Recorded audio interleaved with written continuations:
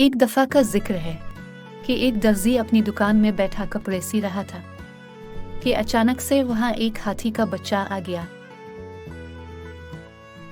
वो अचानक ऊंचा ऊंचा बोलने लगा। दर्जी ने इसको एक रोटी का टुकड़ा दिया। वो हाथी हमेशा दर्जी की दुकान पर आता था। एक दिन हाथी आया, लेकिन दर्जी ने इसको रोटी के बजाय सुई चुभा दी। हाथी भाग गया।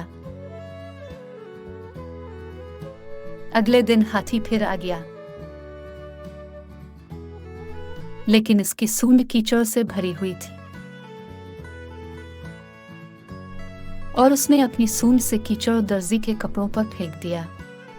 दर्जी के सारे कपड़े खराब हो गए। दर्जी सर पकड़कर रोने लग गया। इस कहानी से हमें सबक मिलता है कि जैसा करोगे वैसा भरोगे।